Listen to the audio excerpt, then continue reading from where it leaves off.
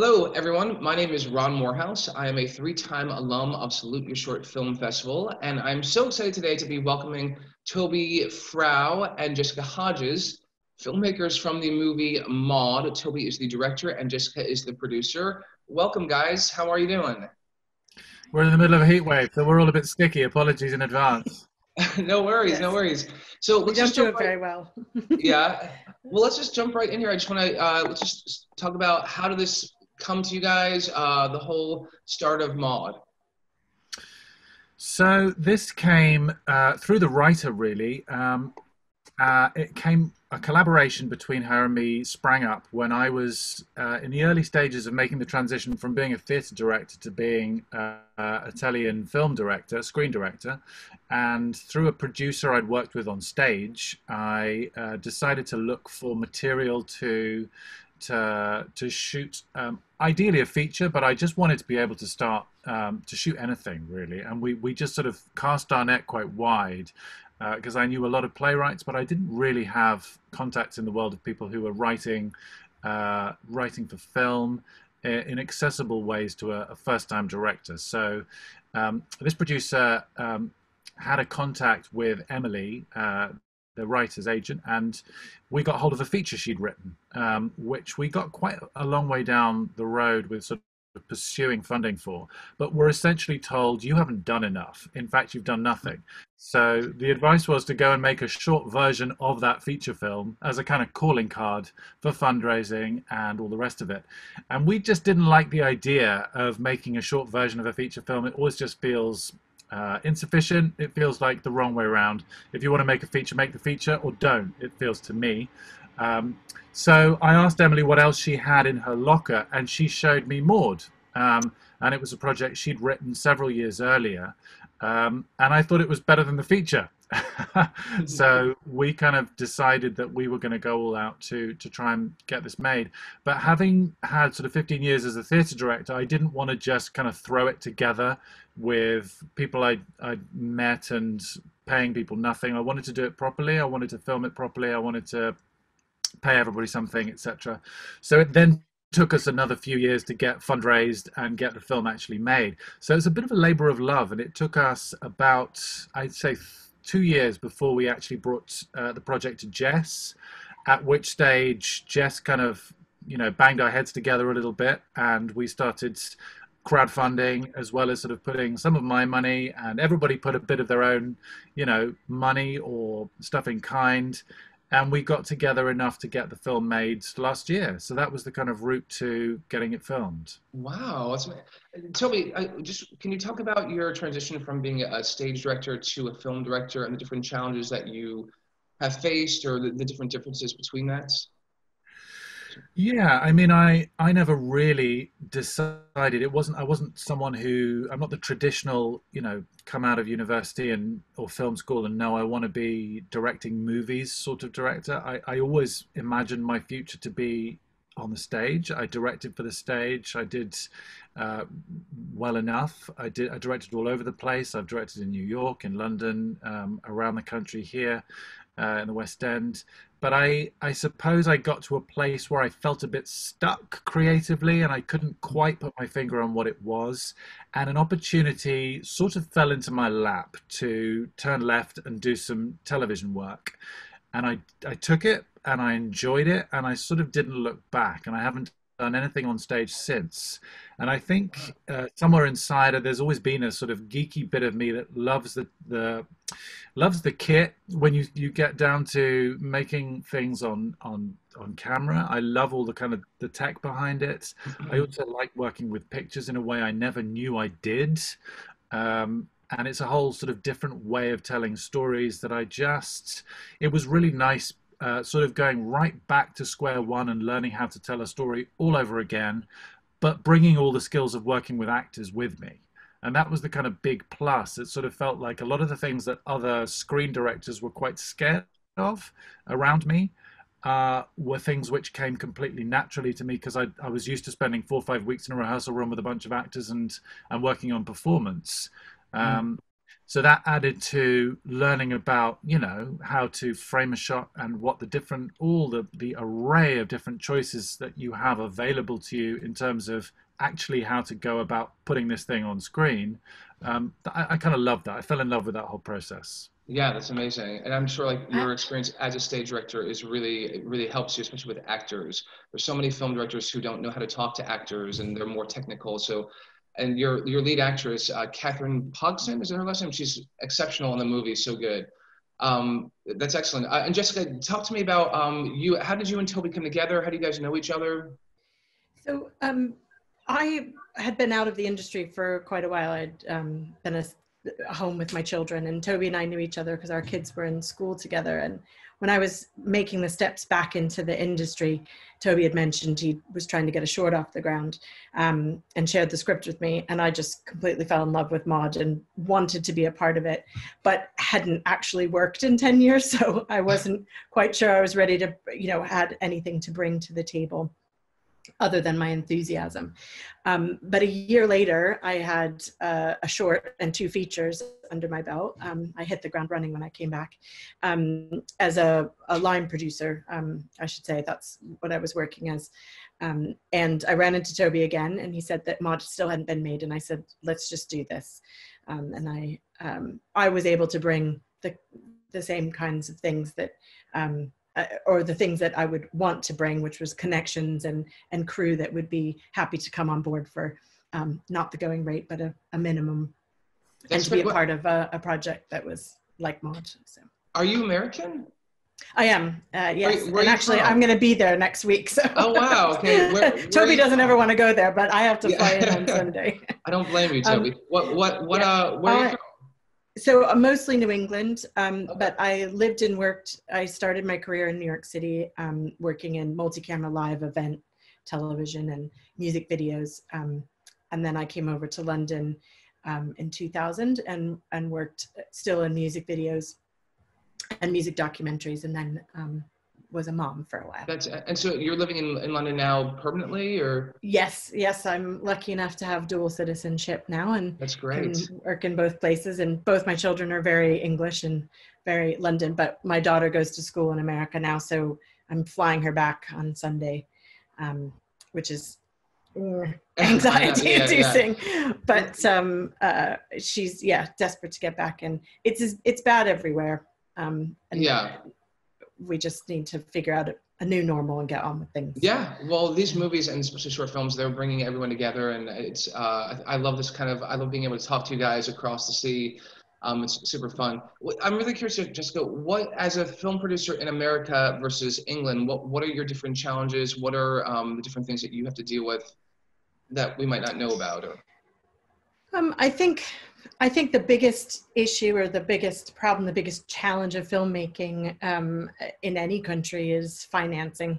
Mm-hmm. And it's finding ways to land your creative vision on screen. And most of the time you have to do that by convincing people of your vision when they can't maybe necessarily imagine it. So I think it's a real challenge I see, particularly obviously in independent film, that we're going to continue to have. And the crowdfunding has worked, I think, for a period of time, but I think there'll be other ideas that need to come forward in the future to keep shorts and independent features going, because we have quite a big gap between that and then the studio and the high-end TV drama sort of business. And then you've got the independent, and there's a gap in there that I don't think will be filled in the next few years. So we need to have new ideas of how to keep the independents going. Yeah, you know, I know, because in LA, we have LA Film here where everything has to be permitted, and it's a huge extra cost for filmmakers, especially independent filmmakers. Do you guys have that same thing in London as well, where you have to get permits that cost a lot of money just to shoot on a street corner? Or how do you guys face those challenges? Actually, each borough in London has its own film office, and that is where you go to get your permits for filming on the street, on the sidewalk, or in a location. You get your parking permits, you get your traffic management through that individual borough. There are starting to be, there are groups that sort of look after different boroughs, and so you might find that the process is the same for a section of London, but it can vary per borough. That's also how you license children, so it sort of depends on where the children are from. So you have to have a lot of interaction with local councils and local civil servants to get permission to film. The fees vary, and they are very kind, I think, in some ways, that fees depend on how big your crew is. So if you're only sort of 3 to 5 people, they don't charge you as much as if you're 50 people. That's great, because so there is a support for the smaller filmmaker and smaller television crews. Yeah, LA, they treat small independent productions just like big studio productions, so it becomes like really costly and crazy, and you're always trying to figure out, how can I do this without a permit, which is always dangerous. Yes. Yeah. I probably wouldn't do that. Yeah. There's also, we're fortunate, we have a group called Film London in London, which has all the information that you need to shoot in London published on their website. So it is like one central place you can go to find out how you go about doing it. So there's a real encouragement for new filmmakers, young filmmakers, independent filmmakers, first-time filmmakers to get out there and work on their creative ideas. And we have different funding bodies that crisscross with something like Film London. We have the BFI, we've got BBC Films, we've got Film London has funded some things in the past, and then there's similar groups out in the region. So there's a lot of encouragement for the independent filmmaker. There is. But you have to figure out a way to make the ends meet, because it's quite impossible to make something for $5,000 anymore. Yeah. It is. But there's also, I think, what comes with that kind of new sense of trying to promote young filmmakers, new filmmakers, is very much a sense of, they kind of know the importance that they have within the filmmaking community, and therefore they have agendas that they are very specifically trying to drive and meet. I'm not being cynical, because it's wonderful that the opportunities are there. But at the moment, there are, all sorts of different sort of desires that need to be met in terms of giving funding out to various different filmmakers. So if you fit what they're looking for at the time, then that's great. But if your idea is a little bit off the wall and you don't happen to be within the particular demographic that they're currently supporting or promoting, then it's not necessarily any easier to get filmmaking than it would be on the other side of the water. I'm speaking from very limited experience, but it feels like wherever you are in the world, independent filmmaking is always going to be a kind of a slightly hand-to-mouth existence. Yeah, definitely, yeah. Well, so let's talk about the movie. So tell me, Toby, what drew you to Maude? What was the thing that when you read the script, you were like, I love this, I have to make this movie? I mean, look, it's the woman in the middle of it really is the very short answer. I think it's very hard to look beyond, do you fall in love with that character or not? And I think for those who watch the film and come out the other end a bit bemused, that's fine. It's not going to be for everyone. I think some people are going to watch the film and not really understand who this woman is. But she spoke to me in a way that was very, very simple, but very visceral. I sort of felt that this was a film which worked on so many levels, because she had lived through such an extraordinary life, and yet such a kind of universal life. It was at the same time a story of a kind of every woman, of so many people's journey through life, which is not quite as fulfilled as they would have hoped it would end up being when they had their dreams age 15 or 16. And at the same time, incredibly rich, because she's an older lady with a child's sense of playfulness and a kind of freedom to express herself that is almost unheard of, especially when you're talking about an English person. She's sort of quintessentially English, but she's also incredibly un-English. English people don't just go to the corner shop and flirt with the guy behind the counter. It doesn't really happen, and yet she's so convincingly dares to cross the line between reality and dreams and desires, that you or I fell in love with that aspect of her.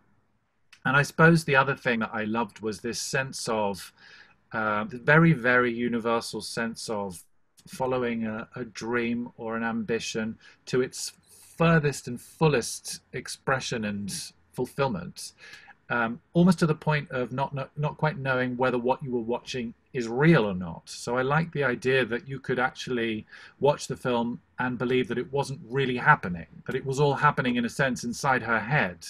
Was she just imagining this? Is she having a sort of end-of-life crisis? Is she actually kind of in the process of dying of some disease and you don't quite know it?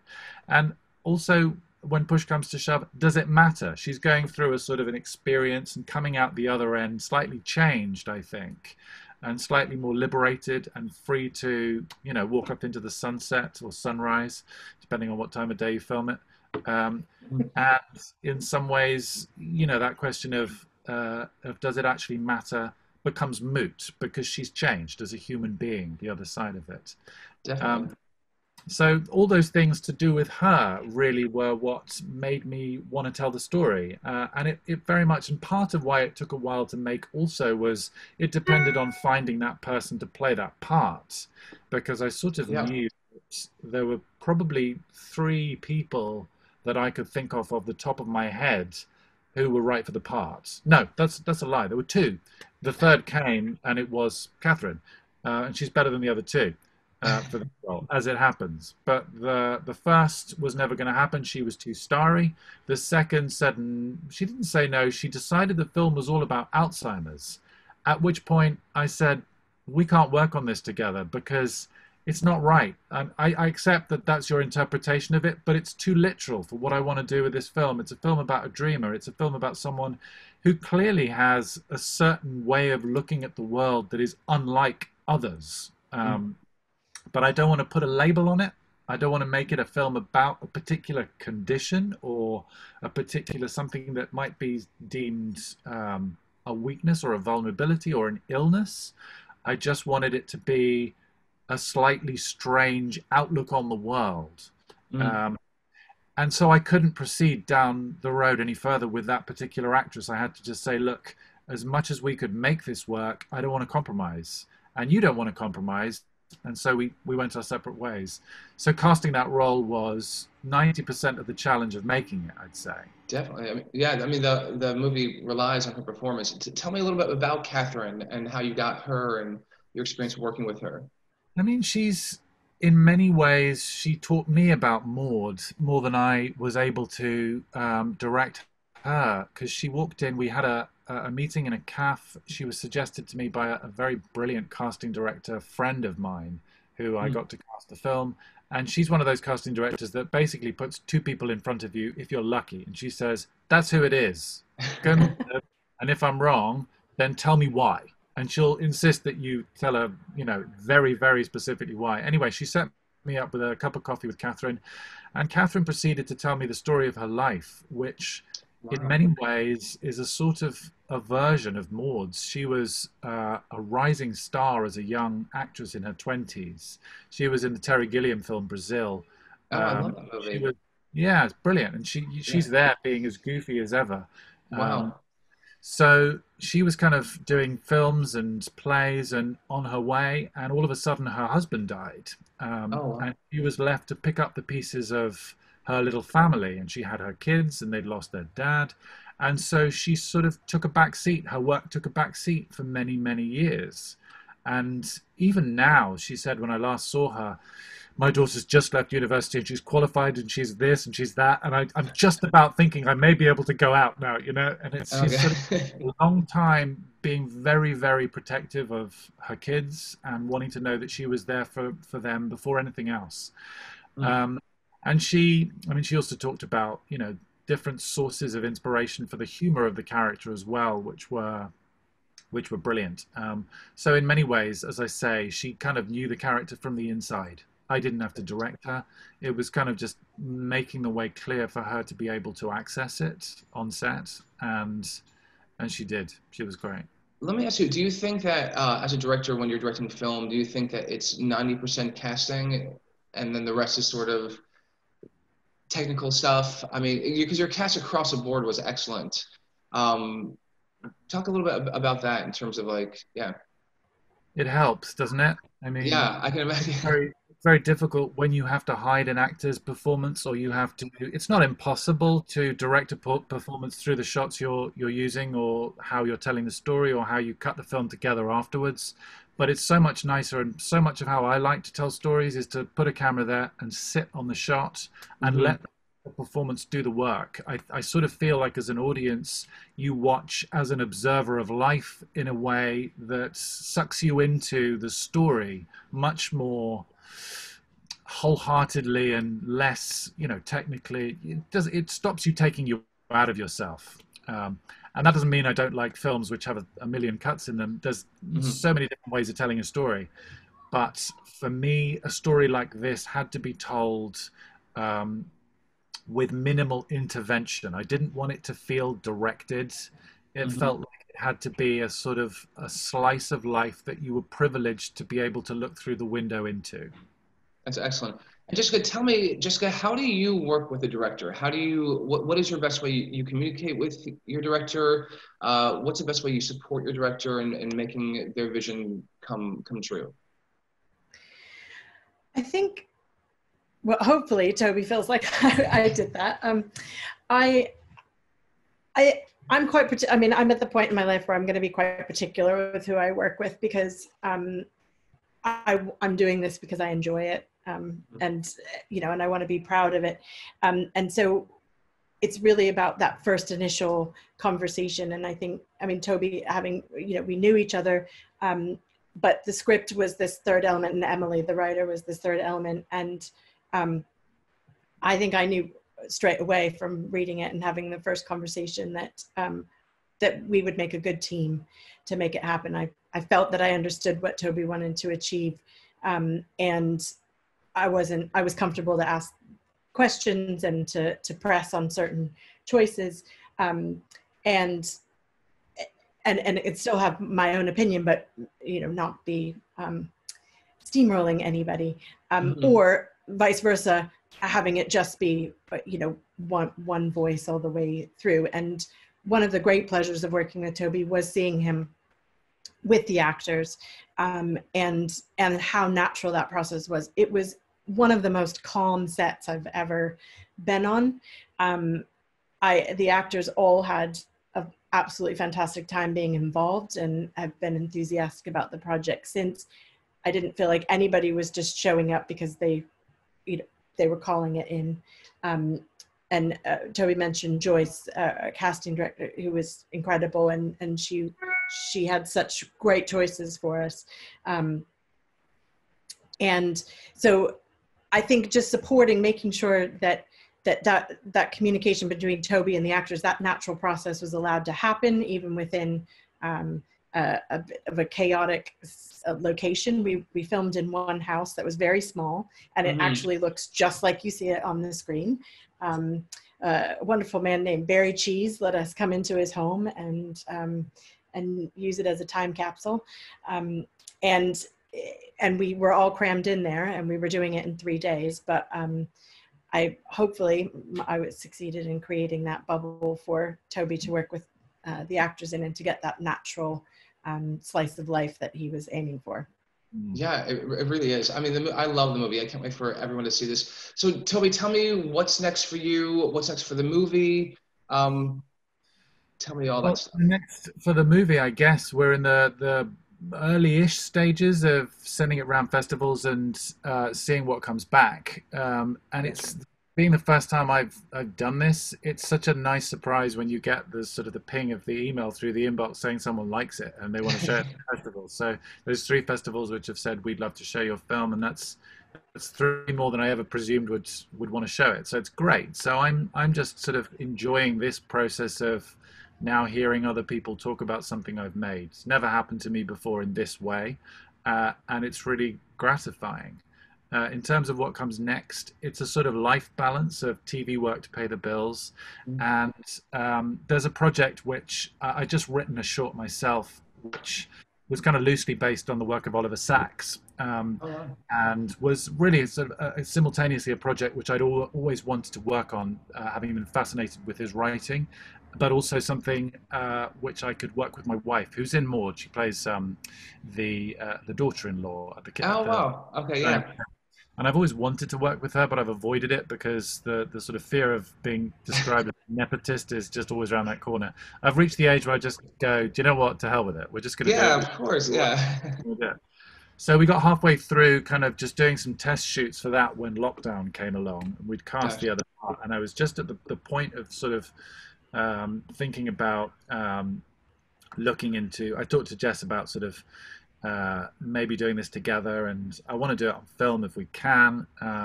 That's one of the things I really want to do before I'm too much older, is work on film. I mean, that's the sort of the next chapter for me, is about sort of stretching my own chops in terms of, I feel like at the moment I'm really developing all of the ways of working that my own aesthetic. I'm sort of trying to figure out what my aesthetic is, what I like to see on screen.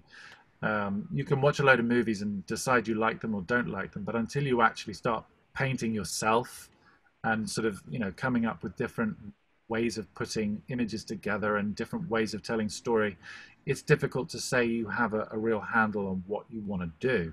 So this film is written it's partly in a sort of verse, I guess you'd call it, and it's sort of strange, and it's from two people's perspective, and they meet and then they go apart again, and they meet and they come apart again. It's about a doctor and his patient, and it's about, you know, sort of how you define yourself and how you relate to people, how you communicate with people. Excellent. But we'll see. Hopefully coronavirus doesn't prevent us making it, although there's already challenges in the film, which I'm sort of going, how do we do that? But we'll see. Hopefully there's a way around that. Do you think, is it important to you to build a team that you work with consistently? As a filmmaker, do you think that that's important? I'm tempted to say yes, because the people I've worked with repeatedly have given me things which I value. And yet I also found in working with Maude, there were certain creative challenges that came with working, for example, with a DOP I'd never worked with. And it was a strange experience because, you know, you're sort of learning on the job about each other, and there's all sorts of things that you don't have, the shorthand that you don't have and feel the lack of, in a sense, when you're on the floor, is something that isn't necessarily very comfortable.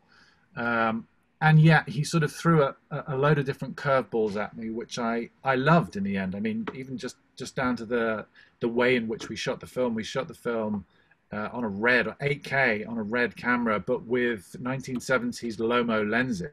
It's beautiful. That kind of juxtaposition of vintage and crisp 8K technology is something that I wouldn't have dreamed of doing myself. If someone had said, how do you want to shoot this? It's not the answer I would have given. And yet working with him and coming to that conclusion gave me a look which I love, for all its kind of imperfections, and sometimes because of its imperfections. I mean, there was one lens we just stopped using because it was just so fucked, excuse my French. The corners of it were so out and so distorted, we just sort of thought, we can't use this anymore. We've reached our limit. Being 8K, we cropped in as much as we could to get rid of that. But it was kind of working with and embracing some of those weirdnesses. And the story lent itself in a way to some of that distortion and that sense of imperfection. So it was good. I'd say, I'm not going to say I'll never work with new people, because I think it's healthy. But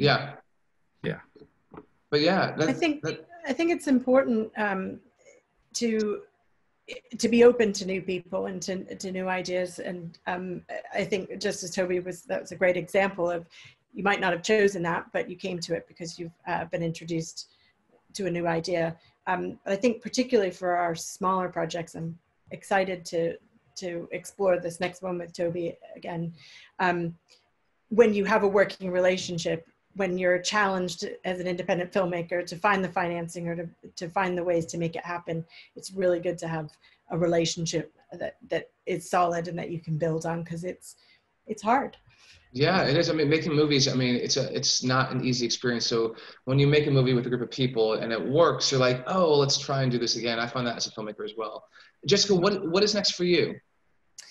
I have not been working due to Corona, Right. and because I work in scripted television and comedy, we're still sort of feeling out the guidelines. I'm waiting for a short film to be greenlit, which will hopefully happen in the next week or two, and I would be on that as a line producer or co-producer, and then I'm hoping to do a series for AMC. That's an American channel, isn't it? Yeah, there's an anthology series that's going to be shooting here, and I'll work on that in production. So it's good. It's a good chance for me to get to know lots of crew that I can then recruit to do my low budget independent short films. So that's great. Well, guys, sorry. Go ahead. Go ahead. Oh, no. I was going to say I also work with another writer director, and hopefully this year that will be kicking off with comedy. He's written a lot during lockdown, and there's some good comedic situations that have happened during the coronavirus that we can hopefully get onto screen. So definitely, yeah, it'll be interesting to see kind of what kind of art comes out of this whole time period. Before we go, Toby, I just want to ask you: do you want to go back to the theater at all? Are you open to that, or are you mainly concentrating on film and TV now? Yeah, I'm not going to say never, because I still love the theatre. I sort of don't miss the industry particularly, if I'm brutally honest. I feel like I spent 15 years knocking on certain doors and getting somewhere in some and not in other places. And I miss rehearsal rooms. I miss the process of being with actors and making plays and watching them come alive in front of an audience. God knows when that's going to be possible again anyway. Yeah. But yes, I'd love to direct more theatre, but I'm not particularly actively going out. There's too many other things I want to do on film first. So that's kind of where my creative juices are flowing at the moment. That's awesome. Well, guys, thank you so much for talking with me today. Is there a website for your movie that we can refer people to, or an Instagram handle, or Toby, do you have an Instagram? I have an Instagram. We have not. I haven't set that up for Maude because it didn't feel right for her character to have all of that. I see what you're saying. But we maybe we'll get something going. Put it to the website and all that stuff. We are on IMDb. That's all. So if people want to follow your movie or once they see it, guys, it's an amazing movie. Thank you so much